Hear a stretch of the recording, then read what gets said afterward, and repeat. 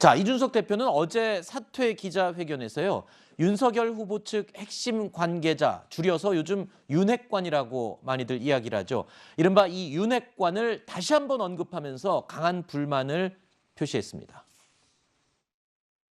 일군의 무리에게는 한 번 얼렁뚱땅 마무리했으니 앞으로는 자신들이 마음대로 하고 다녀도 부담을 느껴서 지적하지 못할 것이라는 잘못된 자신감을 심어준 모양입니다. 양비론으로 한마디 던지는 윤핵관을 보면 어쩌면 이런 모습이 선거 기간 내내 반복될 것이라는 비통한 생각이 들었습니다. 우리가 대선이라고 하는 것은 대선 후보를 중심으로 해서 치러야 된다. 이거는 아마 여러분도 모두가 동의하실 텐데 어제 그런 부분이 잘 전달이 되지 않고 좀 잘 못 받아들였고 그거 역시 제 불찰입니다. 자, 중앙일보 보도 내용에 따르면 일부 인사들이요. 윤 후보의 뜻이다, 후보의 뜻이다 이렇게 이야기를 하면서 이준석 대표와 번번이 맞서고 부딪혔다라고 이야기를 하고 있습니다.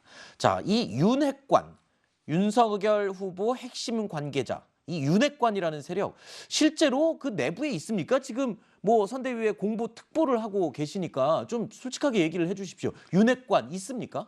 윤핵관이 있냐 없냐는 얘기보다 윤핵관은 있을 수밖에 없어요. 누굽니까? 누군지 특정 인물을 얘기한다기보다는 네. 그러한 어떤 세력을 상징하는 단어라고 보고요. 역대 대선을 보더라도 후보의 주변에는 지위와 역할보다 훨씬 더 많은 권한을 행사하는 사람들이 있을 수밖에 없습니다. 네.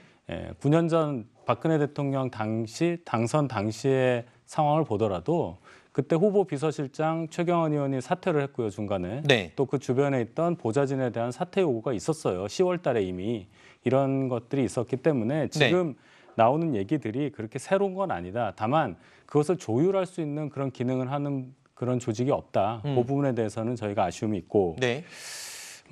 여러 가지로 봤을 때 부적절한 여러 가지 갈등이 노출되는 상황에서 이것이 빨리 정리되는 이런 과정 속에 있고 지금 선거가 80일 정도 남았는데 원래대로라면 지금 정도의 선대위가 출범을 해서 선거를 대비해야 되는 겁니다. 네. 근데 너무 일찍, 즉 그 이전에는 대선 기획단이라는 게 있어서 선대위 구성을 포함한 여러 가지 문제를 사전에 조율하고 선대위가 출범해야 되는데 네. 그 과정을 생략한 채로 선대위 먼저 띄우다 보니까 이런 갈등들이 노정이 되는 게 아니냐 이렇게 생각합니다. 조수진 최고위원 얘기를 들어보면 이 김건희 씨 이 사태 대응에 대해서 당에서 이 대응이 충분하지 못했고 그래서 윤석열 후보가 상당히 외로워했다. 뭐 이렇게 얘기를 하는데 맞습니까? 실제로 어땠습니까? 의중은 어떤지 좀 궁금한데요. 외롭다는 단어는 굉장히 그 주관적인 얘기입니다. 네. 후보 입장에서 제가 그 자리에 있은 건 아니지만